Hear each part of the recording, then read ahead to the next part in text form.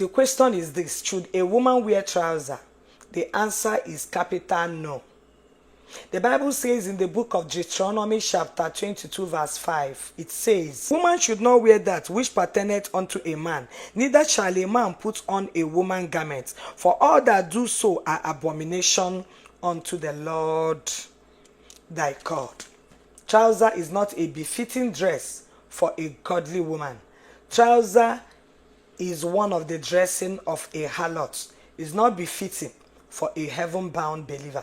A believer should avoid any dress, fashion, or design that does not speak well of the gospel of Jesus. Secondly, a believer should also avoid any dress code in their place of work that is contrary to the commandments of God. Examples are police women, you must not wear trousers or pants. Army women, you must not wear pants or trousers if you must do that job. Youth corpers, you must not wear pants or trousers if you must serve. Instead, I want to tell you that the commandment of God is above the commandment of men.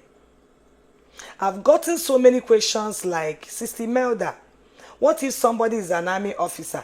Are you trying to say that the person should not wear trousers? The answer is yes. She must not wear trousers. What if she's a policeman? Are you trying to say that being a policeman, she should not wear trousers? What if she's running and going after armed robbers? Instead, let her leave the job. Heaven is more than the police work. Heaven is more than above the army work. Another question is, Sister Melda, what about those that are doing service? Are you trying to say that the youth corpers should not wear trousers, they should wear skirts? The answer is yes, they should wear skirts, because before now, trouser was not what for youth service. Go and Google it. From the beginning, it was not so. From the beginning, you have the right to choice of what you want to wear, either pants or skirts. So I want to tell you that the law of God, the commandment of God is above the law of your government, the law of the land. Another person says, I am a nurse and we are expected not to wear anything skirt. We are expected to wear trousers. My sister, if you are a nurse and that hospital mandated you to wear pants, leave that hospital. If the Lord wants you to practice your profession, He will make a way for you. When I came to this country, the first job I got, I was rejected after a day. I worked today, the next day I was sacked. Why? Because of pants, because of trousers. I said, I will not. Instead, take your job. I was the only one putting on skirts. She was angry. She said she cannot condone it. She sacked me. I left that day so happy. Because why was I happy? I honored Jesus in my dressing. The Lord said you will be persecuted. Note that you will be persecuted. But blessed are you when men persecute you and revile you for the sake of righteousness. He said you should rejoice because great reward is waiting for as many that will overcome. So you Christian sister that is a nurse, why are you compromising? Are you really in for this heaven? Are you sure you are in for this heaven? I don't think. Because if you are in for heaven, if you know the danger of going to hell, you will never compromise. If you know the danger of going to hell, you will never compromise because of what? Because you want to be a nurse. You want to be a nurse? Then you must wear pants. Avoid such job.